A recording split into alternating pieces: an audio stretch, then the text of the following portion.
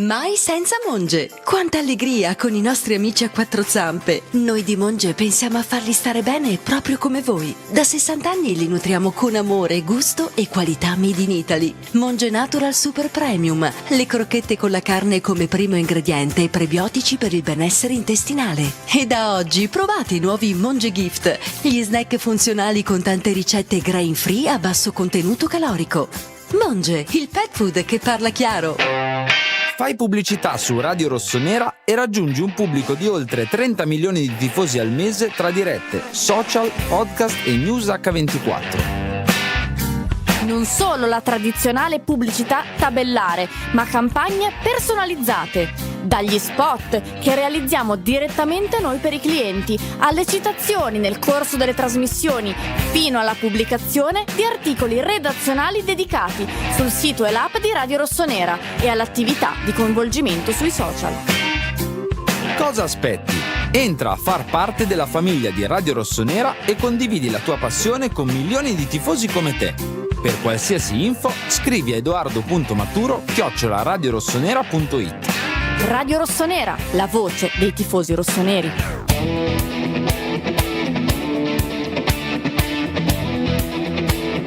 Teo, spazio per calciare! Teo Hernandez, un gol spettacolare!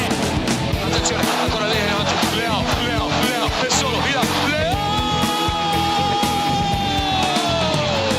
Evo il corner, vediamo qui.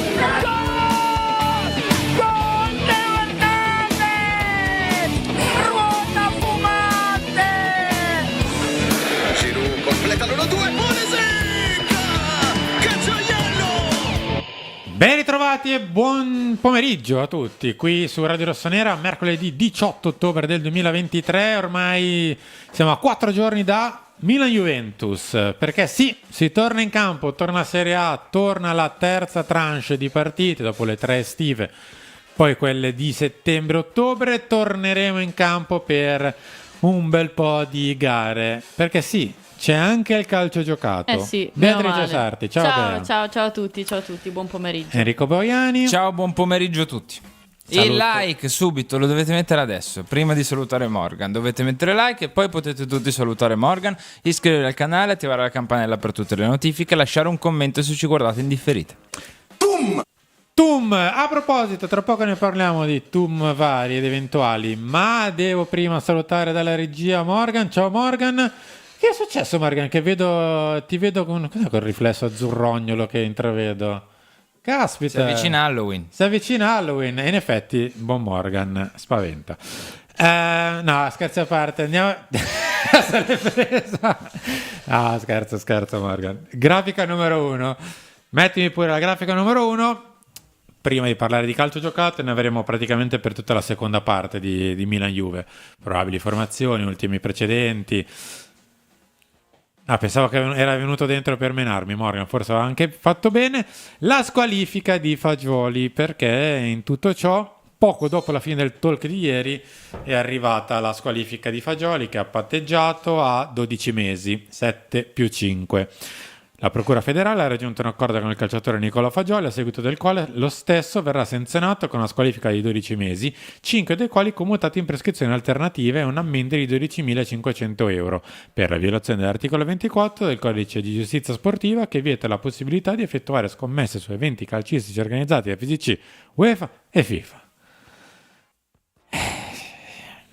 E vabbè, poi c'è tutta la parte successiva relativa a cosa effettivamente dovrà fare nei 5 mesi o cosa comprendono quelle prescrizioni alternative, esatto, non riuscivo a leggere bene il termine, che sono relative ad incontri con associazioni giovanili dilettantistiche sul tema che per sensibilizzare insomma più i giovani e tutte le persone relativamente a quello che è accaduto. Torniamo in studio. Fagioli, diciamo che è tra virgolette un capitolo chiuso, cioè ormai per la giustizia sportiva questo è e finisce insomma, qui. Si è concluso l'iter nel decidere quale sia la pena, le tempistiche eccetera.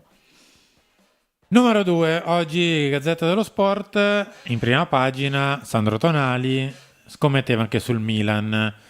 Come abbiamo detto stamattina, mattino Milan. Purtroppo dobbiamo vivere più o meno la giornata, perché eravamo partiti con Tonali che giocava su siti d'azzardo, ma solo blackjack, poker e quant'altro. Tonali che giocava su siti d'azzardo ma partite extra Milan, Tonali che giocava anche partite del Milan.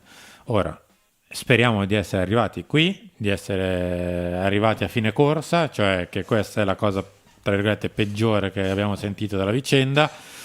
Ieri è stato 3 ore in procura, ha parlato con la PM, aveva già parlato con Chinè, il procuratore federale della PGC. Siti illegale, sì, giusto, Ale, grazie. Speriamo che sia finita qui, perché mi sembra che siamo già andati ben oltre quello che era già uscito una settimana fa. La questione sul Milan invece è molto semplice, non essendo oggi il 18 di ottobre alle 16:05. alle 16:07, esatto, non essendo coinvolti nessun tipo di dirigenti, nessun tipo di giocatori sapeva della questione, ma pare proprio che Tonali abbia scommesso sulle partite del Milan e su altri eventi sportivi calcistici senza far conoscere ciò a compagni, dirigenti, eccetera.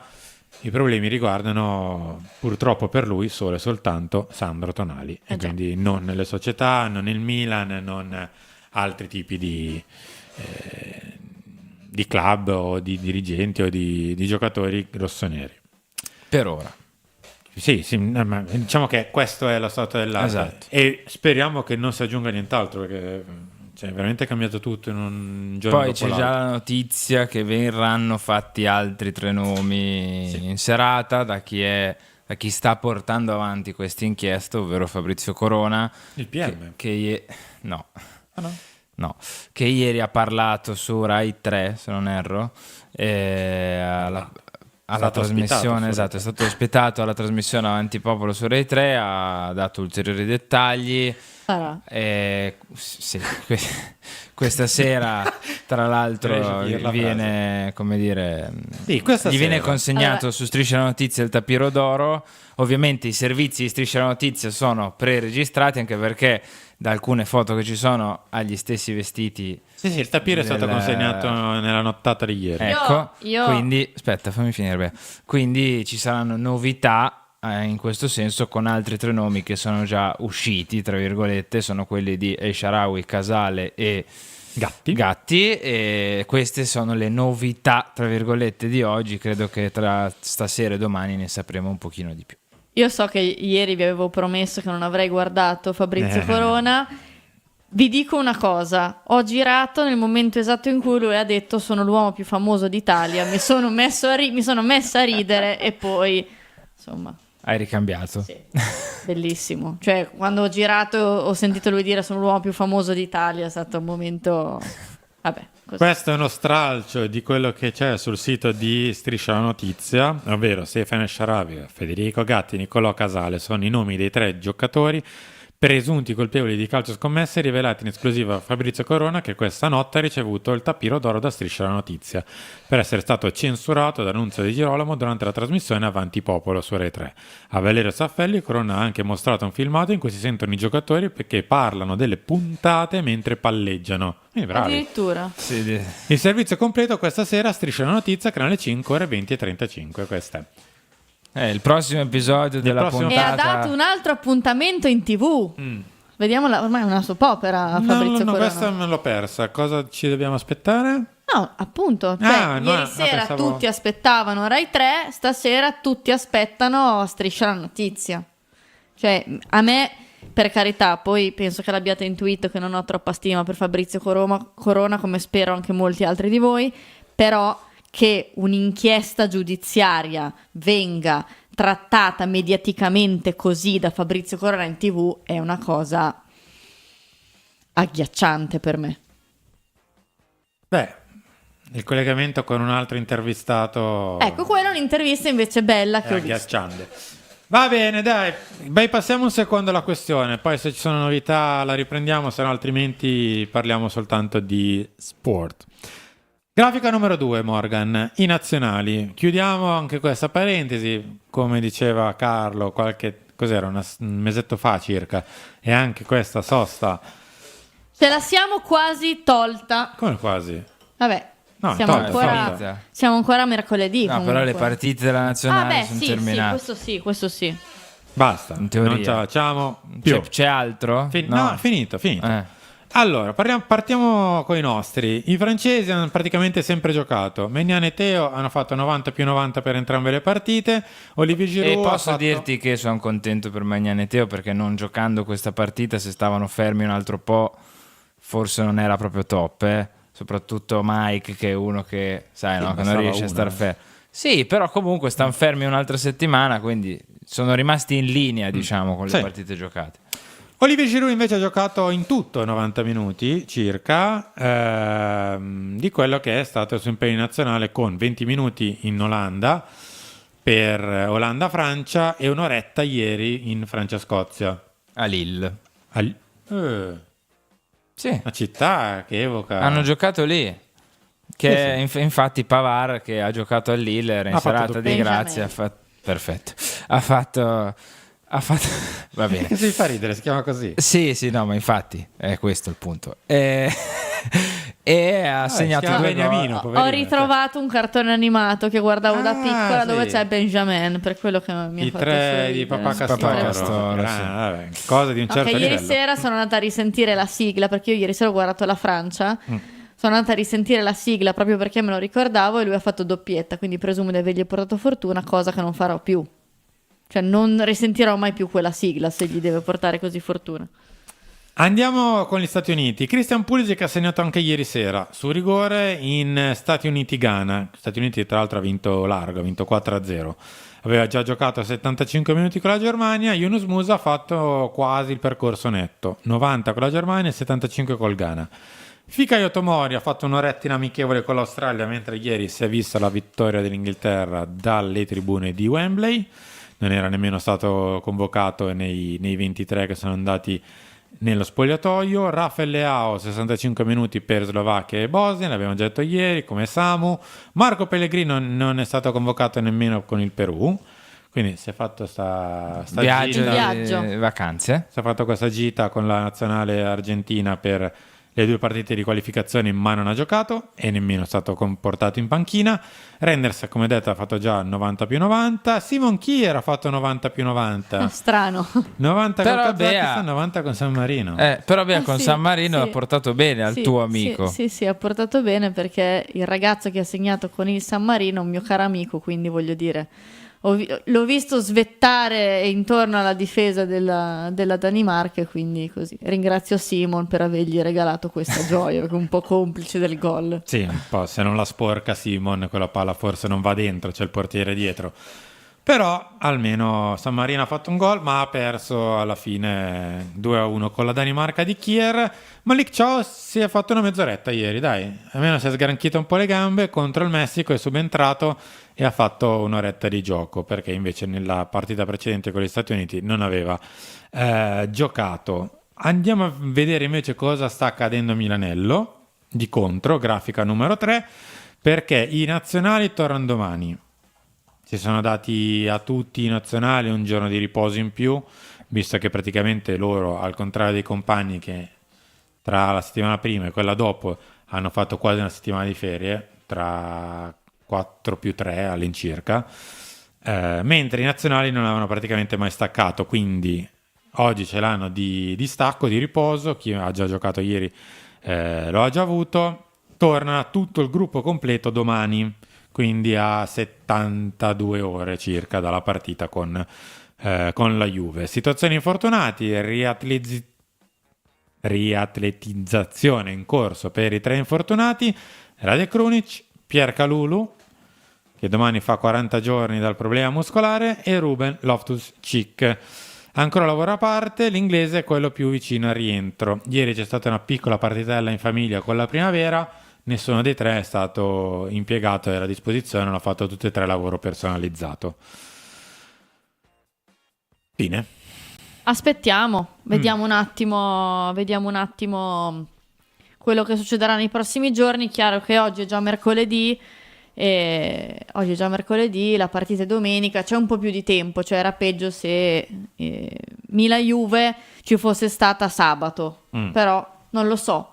Dipende, io con la parola riatletizzazione ho un brutto rapporto, nel senso che io ricordo che ci fu per Divock Origi e fu una cosa eterna, però Divock Origi ebbe un altro tipo di infortunio molto più grave, molto più lungo, però quando c'è la parola riatletizzazione vaghi un po' nell'etere, cioè non sai, cioè io non so se, cioè, magari domani Loftus è in gruppo, però non è che lo possiamo dire oggi se domani Loftus è in gruppo.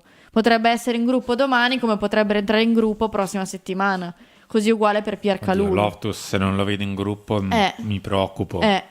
Perché in realtà non ci sono segnali che questo poi non debba accadere. Ecco.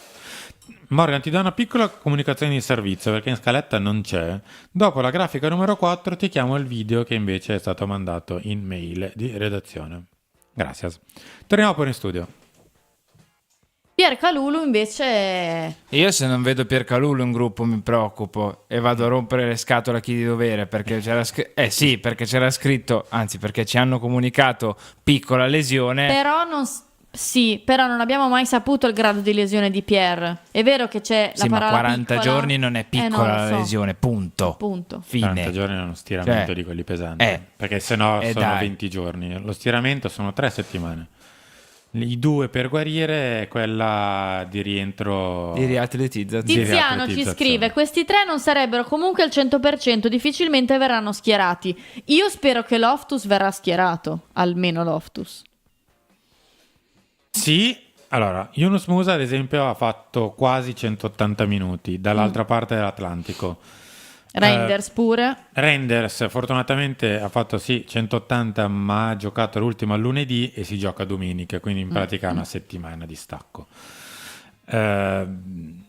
La speranza è che, diciamo, quantomeno Loftus possa essere in grado di fare Milan-Juve, così da potersi gestire Musa, che quindi ha la possibilità, tornando oggi, perché hanno giocato ieri notte, tornando oggi, di non dover essere schierato per forza contro la Juve e di averlo col Paris. Magari. Non lo so, vedremo. Però qualcuno deve giocare Pierre. domenica. Ruben. Appunto, però è chiaro che, ripeto, finché non li vediamo in gruppo, io finché non vedo un giocatore in gruppo ho sempre il dubbio che lui la partita dopo non ci sia. Oggi è mercoledì, cioè giovedì, venerdì, sabato, mi auguro che domani è il momento. È il momentum. Domani sì, dai. Domani. Grafica numero 4. Iniziamo a parlare un pochino di Milan-Juve. Poi ne parleremo sicuramente in maniera un pochino più approfondita nelle prossime grafiche. Facciamo un po' il punto della situazione, perché ci eravamo lasciati qualche annetto fa che con la Juve questa grafica sarebbe stata praticamente un bagno di sangue. Sì, rosso sangue, tutta rossa di sconfitte e forse un pari, 2. In realtà negli ultimi 5 ci sono 3 vittorie del Milan e 2 pareggi, quindi non me la voglio gufare, però siamo in una buona striscia positiva contro la Juve. Ecco qua. Capito, però questo non posso non dire. È un dato di fatto. Rispetto ai tempi bui in cui perdevamo sempre, anche quando giocavamo bene, insomma, sta andando un po' meglio. Gli ultimi 10 partono con una sconfitta nel 2019, i 2 pareggi di andata e ritorno, tra in mezzo c'è stato pure il Covid. Sì, quello dell'espulsione di Rebic. Esattamente. Hai l'1-1 un po' particolare con Ronaldo Calabria, un po' particolare a fine partita. Partita giocata molto bene dal Milan. In realtà entrambe giocate bene dal Milan. Credo fosse quella dell'espulsione di Rebic. Sì. Al ritorno Rebic espulso subito per quell'entrata, un filino a piede alto. Il 4-2 in rimonta. Bellissima, la mia preferita di queste 10 qua. Cioè bello il 3-0 che ci spinge verso il ritorno in Champions quell'anno. Però no, era l'anno del Covid, si gioca il 7 luglio. No, dico il 3-0 era quello del ritorno in Champions. Il 3-0 che vinciamo Quello a dopo, Torino. sì, Ok, quello dopo sì. dicevo, bella quella partita lì, ma il 4-2 in casa in rimonta con Rebic che zittisce Szczesny Bellissimo. e Rafa che la chiude vista a casa di una famiglia juventina, è stato l'apoteosi per me. Poi c'è la macchia di quel derby, di quel Milan-Juve del 6 gennaio, dove non so se vi ricordate, il Calabria Milan, mediano. sì, non ha praticamente i giocatori di movimento, è costretto a giocare con giocatori fuori ruolo, non aveva praticamente panchina, tant'è che il Milan dura un'oretta, quando finiscono le energie la Juve fa i cambi E vince. e il Milan Anche non ne quella aveva, l'anno del ritorno e non ne aveva più. in Champions. Esattamente, un gran gol di Calabria e poco altro, credo doppietta di Chiesa, può essere una roba del genere. Un gol Sì, Chiesa aveva sperando. fatto una grandissima partita, mi ricordo. Poi ci sono questi 5 risultati positivi, come detto la gran vittoria del ritorno in Champions League, i 2 pareggi dell'anno dello scudetto, perché il Milan È vero. non riesce a battere la Juve l'anno in cui vince lo scudetto, ma la batte 2 volte l'anno scorso, sia in casa 2-0 con Brahim Diaz e In con... casa è stata una prova di superiorità Sì, bella partita. incredibile. E invece l'anno scorso chiudiamo con Juventus-Milan 0-1 del 28 maggio 2003, quel penultima... 23. 23, magari il 28 Cosa ho detto? 2003. Ah no. Ah beh, perché era la stessa data. Il Bei cervello, sai com'è. 28 vecchiaia. maggio 2023, penultima giornata di Serie A, il Milan vince 1-0. Olivier Giroud. 4 vittorie, 4 pareggi, 2 sconfitte. Torniamo in studio. Sarà una partita più simile alle ultime? Me lo auguro. No, non come risultato. Sulla Cioè, carta, non so, sulla carta per me il Milan è favorito. Poi dipende anche come giocherà la Juve. Se la Juve scende in campo con lo spirito dal tutti dietro, poi ripartiamo, il Milan ovvio che qualche difficoltà in più ce l'avrà. Quel metodo di gioco ci dà un po' fastidio. Poi il Milan ha anche le carte per vincere una partita in cui te la mettono giù così. Però dipende secondo me tanto se ci saranno Chiesa o Vlahovic, cioè il tasso di difficoltà dipende da quello. brava, beh, ottimo assist. Prima di andare a vedere la probabile della Juve, prima così chiudiamo il discorso, mi metti la grafica numero 7, Morgan? Perché a proposito di Milan-Juve, di Juve-Milan, di sfide del passato, domani alle 7 di mattina, sì. quindi 7 precise, esce il secondo episodio di Cronache di Pellegatti, Bea. Sì, esce il secondo appuntamento con questo nuovo format. La tematica protagonista questa volta ovviamente è Milan-Juventus. Siamo partiti con un Milan-Juventus caro a Carlo, molto caro a Carlo a livello affettivo, e poi abbiamo scelto varie partite che comunque hanno segnato la storia del Milan. Ci sono anche le sue telecronache che sono sempre molto belle da risentire, lui che racconta aneddoti, e poi vedrete anche un Carlo che, se siete bravi ad analizzare un po' e lo conoscete un po', vedrete il suo punto debole, che per me è in un giocatore, anche se lui non lo dice mai quando ne parla. Quando Morgan, ne parla facciamo si una capisce. cosa. Già da qui forse riuscite a Esatto. capire. Facciamo questo spoiler, mettimi in onda un piccolo estratto di Cronache di Pellegatti che esce domani alle 7, così spoileriamo chi è. Io ho voluto mettere anche il gol di Inzaghi, l'ho messo apposta. Difficilissimo Perché la prende, la aggancia, la incolla, la perde, la lavora, ci litiga. Poi riesce alla sua maniera a metterla, mentre esce Buffon, la palla gli passa sotto le gambe ed entra in porta. Una partita importante perché il Milan, che era dietro in classifica, con questa vittoria del 2003, non casualmente ho messo il 2003, perché dopo dunque questa qui era del 22 marzo. aprile, maggio, dopo 2 mesi e 10 giorni vinciamo con la Juventus. C'è un Milan-Juve. Però il Milan voleva cercare di avvicinare la Juve, e in effetti questa vittoria lo porta a 5 punti, che a marzo può ancora andare bene. Stentiamo il gol e poi leggiamo i commenti. Viene avanti ancora il principe guerriero che appoggia a Rui Costa, che gioca su una fascia, parte dalla fascia di destra. Attenzione, Rui Costa che va dentro questo pallone in posizione regolare. Sceva potrebbe darla al tipo. Sceva mette in mezzo, ancora Sceva, non tira, Seedorf, il gol, Sceva 1-0 al terzo, Andriy Shevchenko.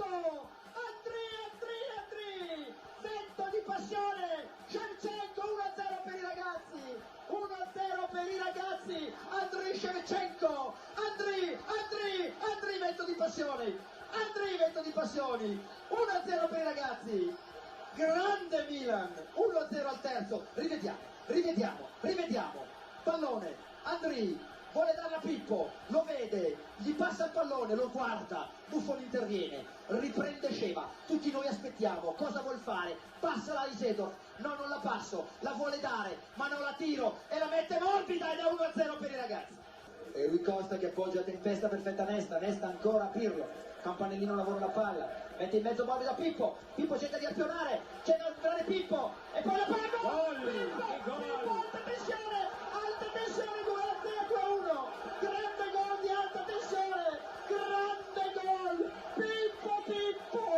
Pippo mio, e vai vecchio Milan, vai, guardalo lì, alta tensione, positivo, come una pila, grande lavoro, grande torsione scopadea, ricordavo il scultore del V secolo, lo riguardiamo, Pippo che ferma il pallone, dato che lui non ha i piedi buoni lo ferma, poi in torsione, cerca e mette la palla tra le gambe di Buffon, che gol, Pippo tensione, primo gol alla Juventus.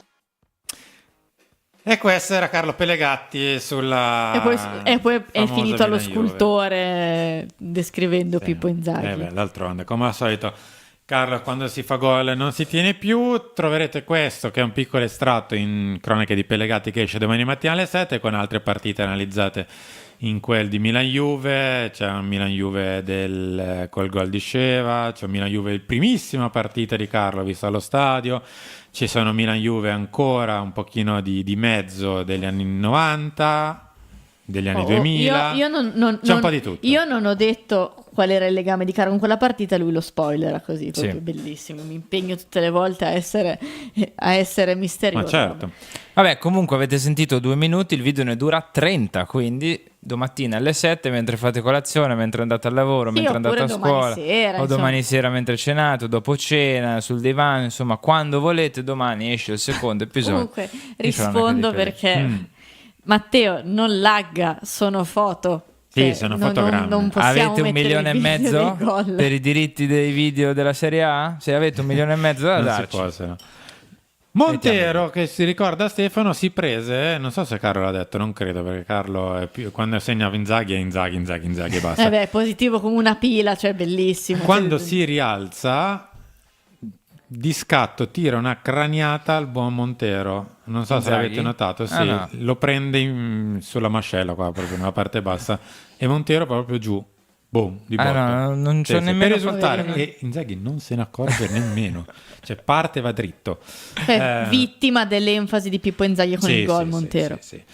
Partita che purtroppo poi non valse granché per lo scudetto, valse Però alla fine dell'anno per la testa, diciamo così, per poi affrontare la Juve a Manchester con un gran piglio. A proposito di Juventus, grafica numero 5, andiamo a vedere tutt'altra Juventus, quella che affronterà il Milan domenica al Meazza 20:45. Allora, soprattutto per la Juve ci sono tante incognite, non quella di Szczęsny che importa, la difesa sembra andare verso una difesa a 3, anche se c'è la possibilità che possa mettersi a 4. Con Bremer, Gatti, il ritorno di Alexandro. Magari.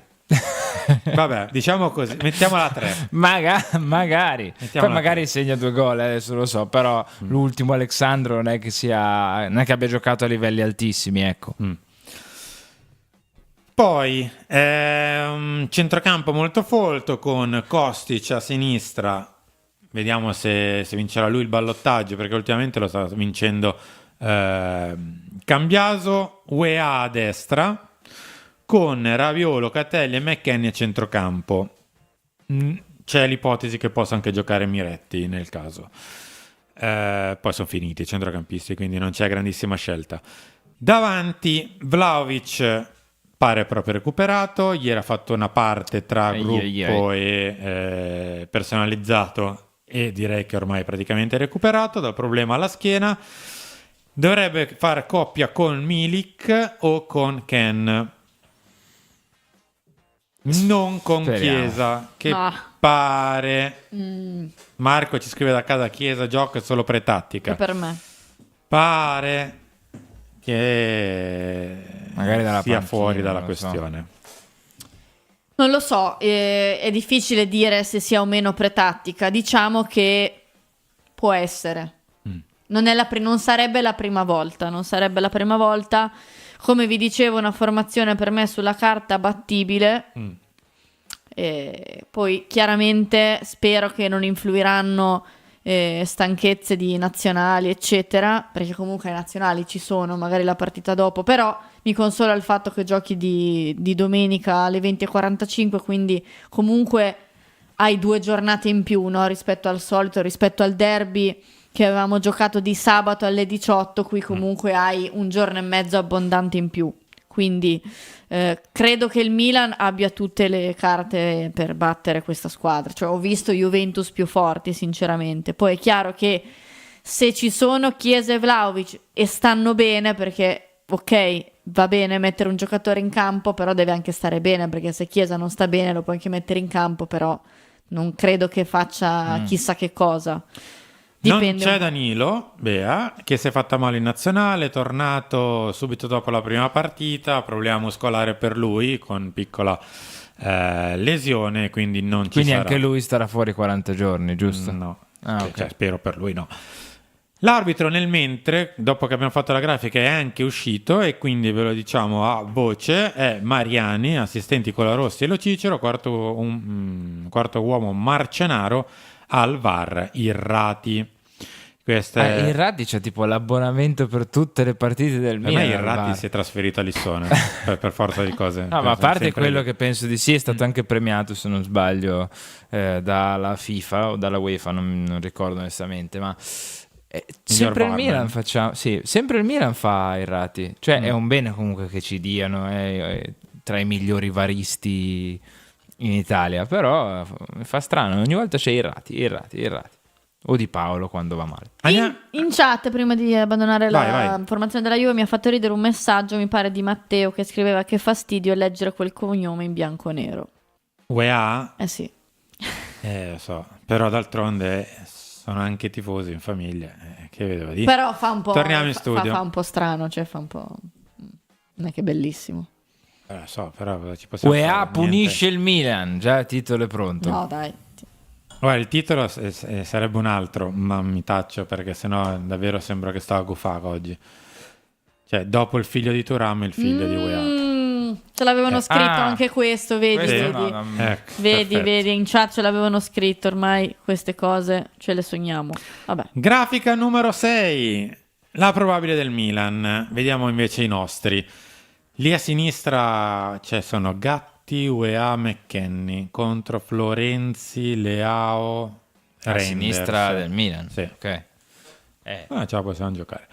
Sportiello in porta, perché Mike è squalificato, ha preso il rosso. Florenzi a sinistra, Tomori in mezzo con Malik Ciao. Io ho lasciato Malik. Ma sì, perché dovrebbe giocare. Chi si è sparato 180 minuti? Malik ha fatto mezz'oretta Cioè, e al massimo 2 viaggi. Calulu, finché non ci dicono che è in gruppo, c'è sta piccola lesione, quindi direi che ciao Tomori è la scelta migliore. Tomori sicuramente gioca. Calabria a destra.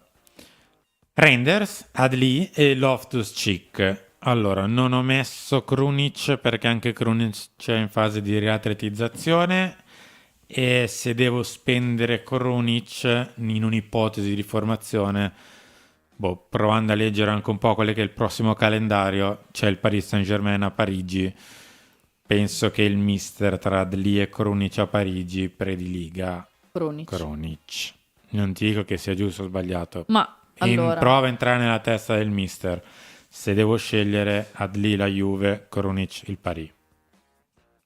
ma allora è una formazione, se giocherà Florenzi e non Bartesaghi, che oggi c'è stata anche questa, è stata fatta anche questa ipotesi, ma mi auguro di no, perché non lo vedo pronto per giocare questi tipi di partite al primo minuto a Bartesaghi. È una formazione, basta vedere la fascia sinistra, molto offensiva, anche il centrocampo molto offensivo. Per me questa è la classica partita, dato che hai una formazione così offensiva, da chiudere nel breve. Cioè, le armi le hai, perché se ci pensi, guarda, hai Florenzi che comunque dal punto di vista offensivo le sue qualità le ha, Reinders, Leao, Adli, Loftus è un centrocampista che se può in avanti ci va, Giroud, poi vediamo se Chukwueze o Pulisic, cioè le armi per fare gol ce l'hai, le hai e per me devi sfruttare tanto questo, anche in vista della partita contro il Paris Saint-Germain. Cioè non è una partita, spero non sarà una partita da tenere sullo 0-0, sull'1-1 fino all'ultimo, perché... Lo sai chi li allena, vero? Sì, No, lo sarà so. il loro obiettivo, devi far Lo sì so. che non vada così. Io credo che loro giocheranno per farti male sui tuoi errori e sulle ripartenze in cui sei troppo scoperto. Allegri la preparerà così, ma è chiaro, evidente, cristallino, non vengono qua a far possesso. No, però puoi. Cioè, per me i modi per scardinare questo fantastico gioco bianconero qui scritte davanti a noi le hai. Ha voglia, sei più forte, ragazzi, non nascondiamoci, sei più forte. Leao a sinistra, Chukwueze a destra. Chukwueze che ha fatto praticamente una sgambata con l'Arabia Saudita e nient'altro, visto che con Mozambico non ha giocato ed è già qua a Milano da un po'. Giroud. Domanda, è che qui forse si apre una questione, tra l'altro da casa, aspetta che lo vado a recuperare. Vincenzo ci scrive, gioca Jovic con la Juve. Vincenzo, poi. Chi scommette? Lo stesso, sì, però non si può dire più niente in sto mondo. Lo so, purtroppo. Pizza. Però, per il discorso che io avevo fatto... Napoli dopo, Sì, appunto, per il discorso che io avevo fatto che i punti in questo momento bisogna farli in Champions, non è un ragionamento così sbagliato. Poi so benissimo che lo Jovic, visto a Genova, ci ha un attimo lasciato così. Però i punti vanno fatti in Champions League. Ci Cioè, sarebbe anche Okafor sopracciglia permettendo, Sì. appunto. Cioè Giroud, reduce dalla nazionale in vista del Paris Saint-Germain, per me titolare non dovrebbe giocare, anche se è la Juve. Quindi Jovic o Okafor per te? Io ho visto meglio Okafor, anche se dal primo minuto non mi ha convinto la prima punta. Però tra i due, se devo scegliere, scelgo Okafor. Henry? Okafor assolutamente, ma poi Okafor ha giocato paradossalmente, lo chiediamo a casa. lo dicevamo anche l'ho detto anche nel reel che abbiamo fatto sul nostro profilo Instagram, è uscito anche nella sezione shorts di questo canale YouTube. Okafor è quasi paradossalmente partito meglio dal primo minuto da prima punta, o comunque ha giocato meglio da prima punta. Parlo della sfida contro il Cagliari, dove sì ha sbagliato un paio di gol, però ne fa uno molto importante. Parlo di quando chiude la gara con la Lazio. Parlo di quando subentra a Roma, perché poi lì siamo in inferiorità, quindi va a fare l'attaccante. Ha giocato quasi meglio da prima punta, dove ha fatto 2 gol e buone azioni, piuttosto che titolare sulla fascia contro il Genoa, a Genova.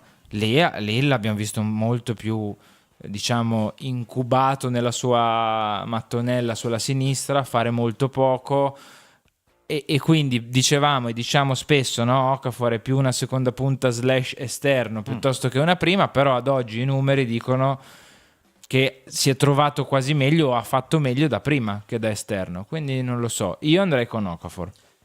Ho 2 comunicazioni per Morgan. La prima, se mi metti in onda il numero di telefono, così apriamo le telefonate in questi ultimi 20 minuti di talk. 02 494 28479 per essere in onda qui con noi. La seconda è se mi metti la grafica numero 8, perché domani alle 7, no, alle 19, sera, esatto. alle 19 esce la prima puntata di quest'anno delle 10 cose. Sì. Le 10 cose che non sai di i 10 nuovi acquisti del Milan. Sì. Questi sono alcune delle foto che vedrete. Ci sono... lascia te, dai. Sì, nella prima foto appunto vediamo il piccolo Noah Okafor nella sua prima squadra, che non vi dico qual è perché poi ve lo andrete Lo capite a dallo vedere. stemma, credo. A destra c'è Christian Pulisic con uno sponsor di maglia che è bellissimo. Che gli mi invidio. mangerai ora. E sotto c'è Samu Chukwueze, che è una foto un po', Non vi diciamo un po' cosa succede. emblematica di Samu con la mamma.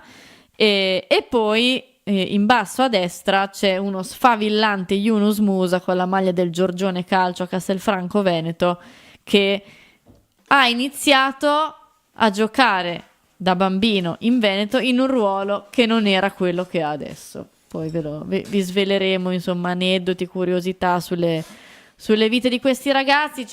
C'è chi ha una vita molto più diciamo articolata, ricca di curiosità, c'è chi ha avuto una vita molto più normale, come ad esempio mi viene in mente Christian Pulisic, che a parte i trasferimenti però ha avuto una vita abbastanza lineare. Quella di Muse invece è praticamente un film già, però ecco, domani alle ore 19 una curiosità o più curiosità su tutti i nuovi acquisti del Milan. A proposito di Musa, devo dire pubblicamente che sto per disdire il mio abbonamento a DAZN, perché quel servizio su Yunus Musa con Frank e sì non si fa. Come vi permettete? E quindi cosa devono fare, scusa? Ma dai, ma non si fa. Sono rimasto no, sto Però scherzando. è stato molto ovviamente. carino. Sto Yunus ovviamente Musa. scherzando. Era perché mi sono triggerato per l'ennesima volta con ecco, perché poi nei commenti c'era già il nuovo presidente, il presidente degli Stati Uniti, tutte queste cose qua. Quindi... Ma perché tu dovresti essere Torniamo in studio, contento Morgan. di questo. Sai perché? Perché dimostra che il presidente, alla fine, ai tifosi del Milan, è sempre mancato. Certo. Nonostante tutte le parole che si sono sentite l'anno scorso, se appena vedi un ragazzo che ci può minimamente somigliare, parte questa come si dice, questo amore per la parola presidente, evidentemente. Tra l'altro l'altro giorno sono andato a fare la spesa e tutto mi ricordava Frank. Cioè le zucchine, il numero della bilancia 79, prendi il succo che costa 79. Cioè non lo so, lo fate apposta ormai, basta. Comunque è stato molto carino Musa quando gli hanno chiesto, andatelo poi a vedere l'intervista di DAZN, in cui gli chiedono appunto, gli dicono che in tanti affermano questa cosa, che ci somiglia, insomma lui poi è stato molto carino come ha risposto su che sì. Vabbè, nel caso... Non ridere, basta ridere. Dopo la pesca, la zucchina, direi. La pesca. Sì, la pubblicità dell'Esselunga si chiamava La Pesca. Ah, sì. Yunus In quel caso Musa, a siamo io e proposito... Frank dentro la casa, io Probabile. sotto. Centrocampista del Milan ha lasciato in una breve intervista a DAZN, in quello speciale, e ha detto: fare il ruolo della mezzala. Pioli ogni giorno mi aiuta con altri dettagli, ad ogni allenamento mi parla e quindi così mi aiuterà a migliorare, ma mezzala è il ruolo che più mi piace e dove mi diverto di più. Eccola, un'altra mezzala. Sì, sono tutte mezzali. Cioè, sì, non sì. è che si scampa tanto. Loftus è una mezzala, Reinders è una mezzala, Musa Yunus è una mezzala. Pure Krunic all'origine era una mezzala. Pure Krunic e Adli, a dirla tutta, nascono quasi come mezzali. Anzi, Krunic a Empoli fa la mezzala. Al Milan viene usato un po' avanti, un po' indietro perché è una mezzala, e nel 4-2-3-1 iniziale di Pioli o lo mettevi un po' più avanti con certe caratteristiche, un po' più indietro con altre. Cioè, solo mezzali abbiamo, non c'è, forse Benasser è l'unico a questo punto che però l'abbiamo Che tra l'altro rivisto è tornato, tornare. è Esatto. tornato felicissimo, contento, visto che anche Adli gli ha dedicato una storia. Sembra una canzone. Una lettera. Sì. Sono grandi amici Adli e Benasser, sono veramente sono grandi, anche connazionali. grandi amici. Però ha dedicato anche una stories a Reinders. Sono già fratelli, l'ha chiamato brother, insomma, è già Sì. scattato l'amore tra Adli e Reinders. Prego. Sì, è scattato Mi l'amore, dispiace. cuoricini, poi lui che reposta la stories di Adli. E già, ma si intuisce, cioè Ma quello Reinders... sguardo lì dopo il gol che abbiamo fatto, cos'era, la Lazio? Quello sguardo e quell'abbraccio lì, fuga alle 8. No, stavo leggendo a proposito di mezzali, che questione di questa mattina, giusto per tornare velocemente alla questione scommesse, ma facciamo un brevissimo passaggio, che nelle stories del profilo di Fagioli era uscita questa doppia stories con: pensavo di partire chiedendo scusa non solo ai tifosi bianconeri ma a tutti i tifosi del mondo del calcio e dello sport per l'errore ingenuo che ho fatto, e invece no. Sono obbligato a partire con lo schifo che scrivono su di me ai giornali, persone solo per mettermi in cattiva luce con 1000 falsità, o forse meglio solo per conquistare 2 visualizzazioni in più. Presto parlerò. Beh, diciamo che... Ok, vabbè. Non lo so, io dico solo Mi fermo qua. Io dico solo che per fare certi titoli ci vuole pelo sullo stomaco che io non avrei. Poi, per carità, dipende. Io in questo momento credo che o parli col condizionale o è tutto un... non so, io non mi sentirei di fare affermazioni così sicure, ma cioè dico da entrambe le parti. Comunque, a proposito, è uscito anche il comunicato del Newcastle su Tonali, Sì. che appunto dice: può confermare che Sandro Tonali è oggetto di indagine da parte della Procura italiana e della Federcalcio italiana FIGC in relazione ad attività di scommesse illegali. Sandro è pienamente impegnato nelle indagini e continuerà a collaborare con tutte le autorità competenti. Lui e la sua famiglia continueranno a ricevere il pieno sostegno del club. A causa di questo processo in corso, Sandro e il Newcastle non sono in grado di offrire ulteriori commenti in questo momento. Sembra un comunicato basic. Sì. Ma tanto per in teoria il Newcastle gioca questo weekend. Sì. Che cosa decideranno di fare? Lo scopriremo. Io non so neanche se sia mentalmente in grado. Non lo faranno giocare. Io non credo, anche se dicono che potrebbe giocare. È ovvio che se fisicamente sta bene, ancora non è stato deciso niente, a meno che una potenziale pena arrivi prima della partita, è ovvio che se è abile e arruolabile magari gioca. Io parlo proprio del ragazzo in questo momento, cioè non so se sia proprio... Con che testa va in campo. È quello il punto. Io devo ringraziare Vittorio Fresa che ci dona 2,50 € e scrive Vento di passioni. Beh. Vento di passioni manca terribilmente. Tra l'altro tutti ricordano che è recordman nei derby Andriy Shevchenko, ma se non ricordo male nella statistica proprio riguardante quella partita del gol a Buffon eccetera si ricordava che nelle prime 4 partite contro la Juve a San Siro Sheva fece 5 gol. Mica bruscolini. Un bell'andare. Devo ringraziare anche il Salsiccio Calabrese con Rappe che ci dona 0,99 centesimi. Grazie a entrambi. A proposito di Newcastle, e poi chiudiamo, andiamo al telefono. Lo stesso Newcastle ha annunciato che ha portato in squadra il dottore Ian Mitchell, che recupererà il ruolo di capo psicologo all'interno della società. Bene. Telefonata, pronto? Ciao Cristao, ciao Enrico, ciao Bea. Ciao.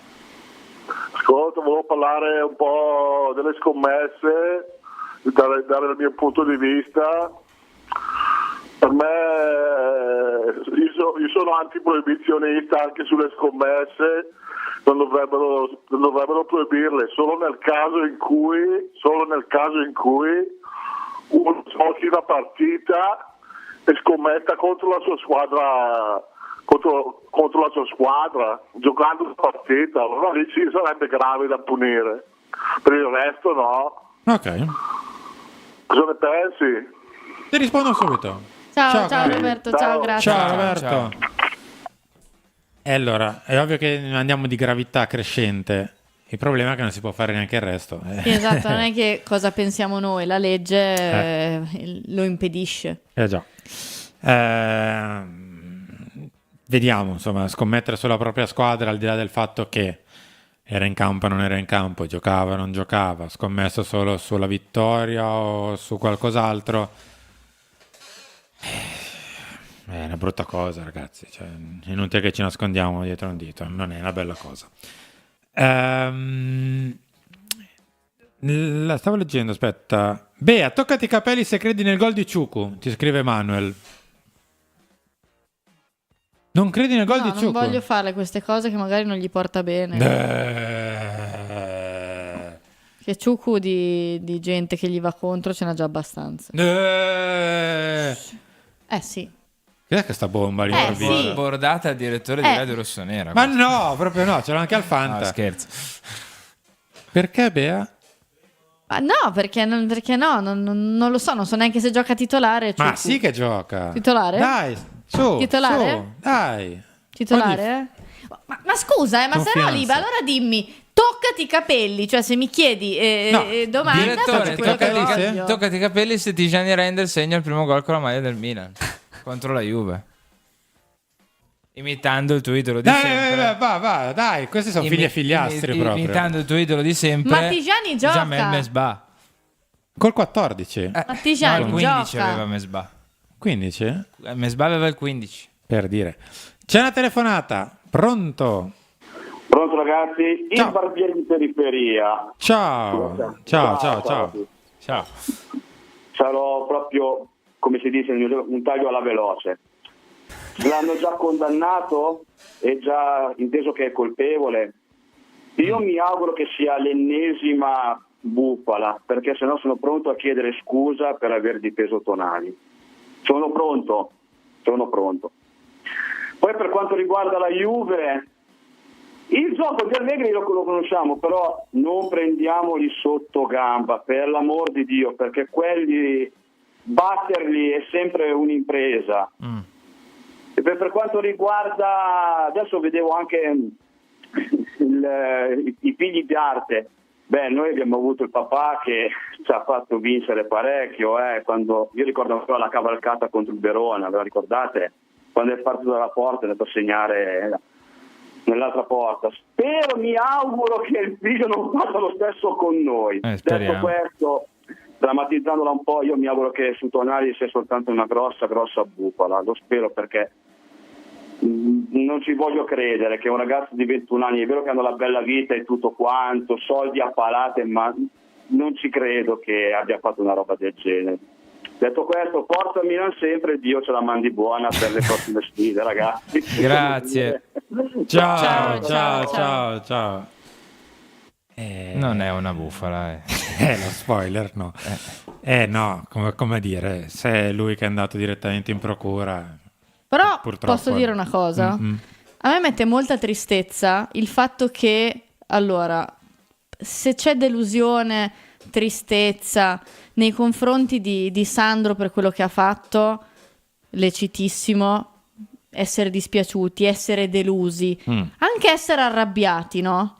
Però sfotterlo no. Guarda, beh. Sfotterlo no. Ho letto delle cose Ho visto di una tristezza umana incredibile. se Tipo, per quello, guarda, io non lo faccio mai, però però ripeto, non cioè, lo faccio a chi che, ci sta che sia ben ascoltando, se chiaro, magari non è. cioè, la arrabbiatura, delusione, tristezza, ma anche, come dire, proprio essere adirati, no? Ci sta, ma sfottere le battutine, no. No, vabbè. Guarda, magari semplicemente quelli che ci stavano guardando in questo momento non fanno parte di quel mondo, di quella categoria. Però si è passata un'intera estate a sfottere una persona che per anni 30, non 3 mesi, 30 anni, a tutti, me, te, loro, lui stesso, fatto vincere, rivincere, potrei andare avanti credo 10 minuti a dire rivincere, Sì. rivincere, stravincere per 30 anni, e si è preso in giro dai tifosi del Milan, non perché ha sbagliato un acquisto, cosa che è lecito fare, si criticano tutti. L'anno scorso di questi periodi, perché muovevamo mezza critica a Paolo, era un diritto di lesa maestà, e invece quest'estate preso a pesci in faccia da alcuni tifosi, una buona parte tra l'altro di alcuni tifosi del Milan, non bellissimo la figura che abbiamo fatto. No, Perché per niente. un conto è dire ha sbagliato, e probabilmente ha sbagliato. Beh, come tutte le persone Un umane. conto è andare oltre nomignoli, prese in giro, Ibiza e quant'altro. Molto triste. Più che altro a me non so, non sono cresciuta con questi valori Milan, quindi mi ha messo un po' di tristezza, però al di là di questo, Vabbè. ripeto, non è mai bellissimo. Andiamo avanti perché devo ricordare, la rifacciamo velocissimamente, la preview di Carlo Pelegatti, la grafica numero 7, Morgan, mentre lo ricordiamo, il buon Carlo che domani mattina torna alle 7 con Cronache di Pelegatti, non ci sarà Filo Rossonero domani sera, per ovvi motivi, Carlo è presente al mattino, non è che può esserci a reti unificate, quindi non c'è... Filo Rossonero, ma alle 7 di sabato, anzi domenica, scusate, torna Match Preview, perché torna il campionato e quindi torna un match. Torna un match e torna la preview. Incredibile, torna pazzesco, la preview. Non vedo l'ora, non pensavo mai di averlo detto e di poterlo dire quest'anno, non vedo l'ora che sia domenica sera. Torniamo poi in studio, Proprio sì, non Morgan, vedo grazie. l'ora di tornare a dire il passaggio di qui, di là, la palla lunga, lo stop, duplice fischio, intervallo, il tabellino di... non vedo l'ora. Ho 2 o 3 questioni da mettere sul tavolo negli ultimi 4-5 minuti di trasmissione. La prima è che Yunus Musa ha detto che vorrebbe incontrare sul campo da gioco Paul Pogba. È un po' difficile, Yunus. No, sì, è decisamente difficile. Però Che è diciamo successo anche questo in questo periodo. Sì, sì, non ci hanno fatti Poi mancare niente. ho letto che c'è la Premier, che c'è un mezzo scandalo anche lì con dei festini a luci rosse di tanti giocatori. Sta succedendo di tutto. Non E l'hai letto lo scandalo della è Premier? un grande classico della Premier Sì, League. vabbè, ho capito. In Serie A, devo dire, non si legge troppo di queste robe qui, ma voglio guffare anche in questo caso. Però in Premier League è un grande Premier sono classico. famosi. Un grande classico. Vabbè, comunque, scusa. Vabbè, l'altra questione è che, aspetta che la vado a recuperare. L'Italia ieri ha perso, si è andata a complicare un po' la vita per quanto riguarda il girone. Però non è ha fatto impossibile. per me un primo tempo buonissimo, non Sì, vedevo giocare la nazionale meritando così bene di da essere un sopra, bel po'. quasi. Giocato veramente bene. Però, come ha detto Spalletti, bisogna considerare che nel calcio esistono le ripartenze. Sì, anche questo è vero.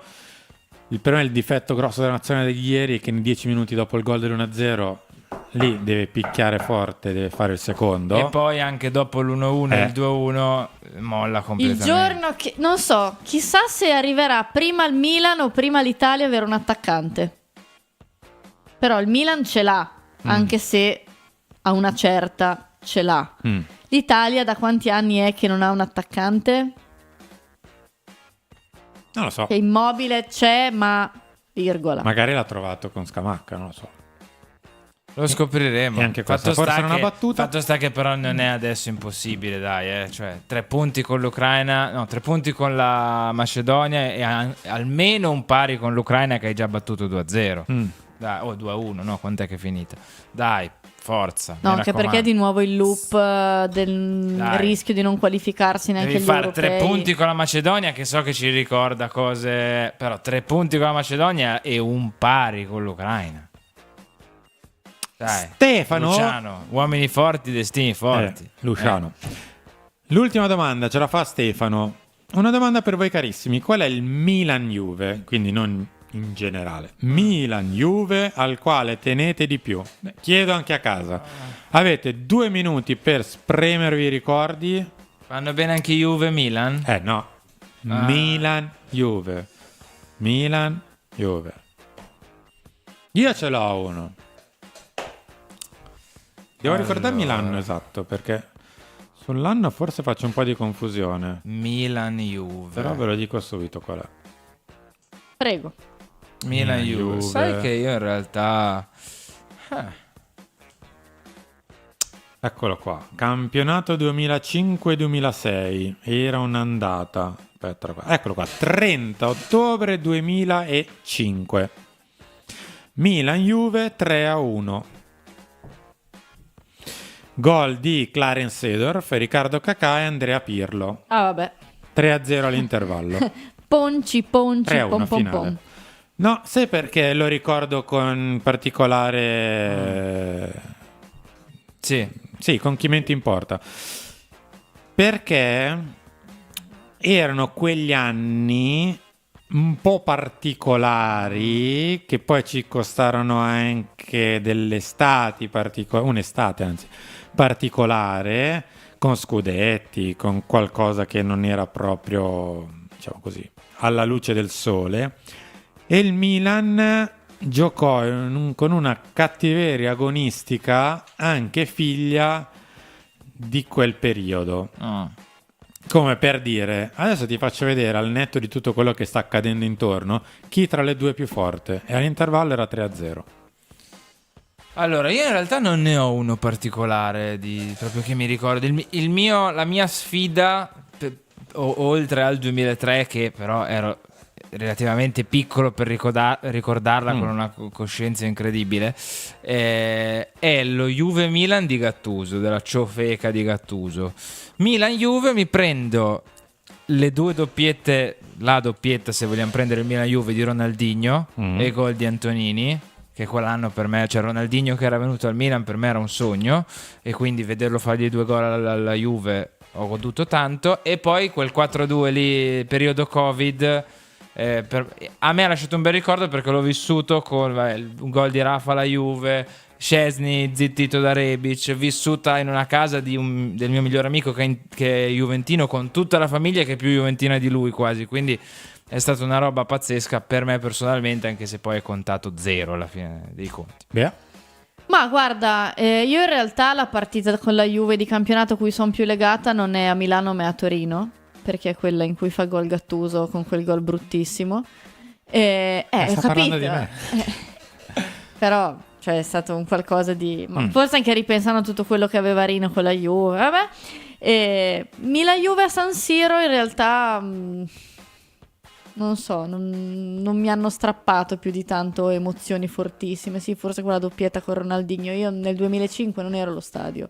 Cioè alla TV per me c'è sempre qualcosa in meno. Quindi ti potrei dire anche il 4-2, anch'io il 4-2, perché è stato bello, è stata un po' la rinascita, no? Juve di Ronaldo, tutti belli ganzi loro con il Sium, 2 gol. Rabiot che fa il gol che non ne ha mai fatti più così in carriera. Ma no, più che altro perché venivamo da anni in cui veramente perdevi sempre. Io i primi anni che ho iniziato in radio ricordo quel Milan-Juve che segna Dybala. Mamma mia, cioè gli anni di Tevez che si fa tutto il campo e va a far gol. Ecco lì invece ero proprio allo stadio, mi sono beccata l'esultanza. No, io ho un'età per cui ne ho visti tipo 3 di Milan-Juve in cui abbiamo vinto, o quasi, quindi abbi pazienza. Non so cosa dirvi. Tanti ricordano il gol di Sceva all'incrocio, che trovate domani mattina alle 7 in quel di Cronache di Pellegatti. La finale del 2003 ovviamente, ma in realtà era Juve-Milan perché noi giocavamo in bianco. Ho una brutta notizia. Cosa? Lesione al bicipite femorale per Ciukwueze. Potevamo chiuderlo meglio onestamente questo Radio Rossonera. Ha già fatto rientro a Milanello poiché mentre era con la sua nazionale ha riportato una lesione al bicipite femorale sinistro. Ecco perché non mi volevo toccare i capelli e non lo sapevo. Vabbè, giocherà Pulisic, che vi devo dire? Ai. Tra l'altro, infatti non ha preso parte alla partita contro il Mozambico. Non ha giocato. E niente, quindi...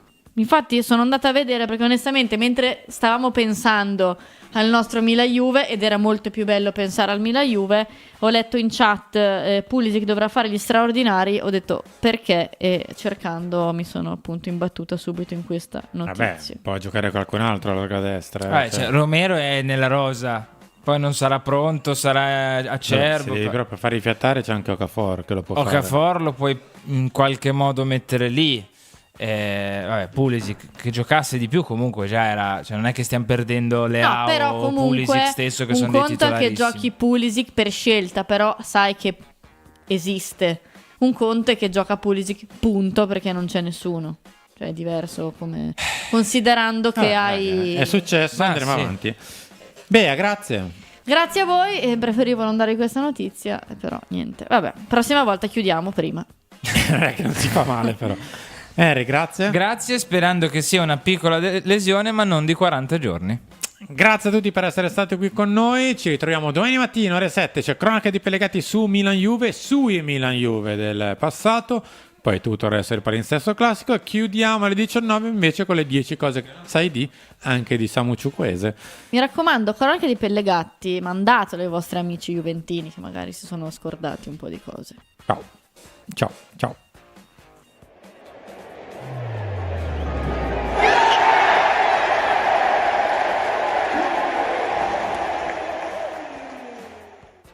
Mai senza Monge. Quanta allegria con i nostri amici a quattro zampe. Noi di Monge pensiamo a farli stare bene proprio come voi. Da 60 anni li nutriamo con amore, gusto e qualità made in Italy. Monge Natural Super Premium. Le crocchette con la carne come primo ingrediente e prebiotici per il benessere intestinale. E da oggi provate i nuovi Monge Gift. Gli snack funzionali con tante ricette grain free a basso contenuto calorico. Monge, il pet food che parla chiaro. Fai pubblicità su Radio Rossonera e raggiungi un pubblico di oltre 30 milioni di tifosi al mese tra dirette, social, podcast e news H24. Non solo la tradizionale pubblicità tabellare, ma campagne personalizzate. Dagli spot che realizziamo direttamente noi per i clienti, alle citazioni nel corso delle trasmissioni, fino alla pubblicazione di articoli redazionali dedicati sul sito e l'app di Radio Rossonera e all'attività di coinvolgimento sui social. Cosa aspetti? Entra a far parte della famiglia di Radio Rossonera e condividi la tua passione con milioni di tifosi come te. Per qualsiasi info scrivi a edoardo.maturo@radiorossonera.it. Radio Rossonera, la voce dei tifosi rossoneri.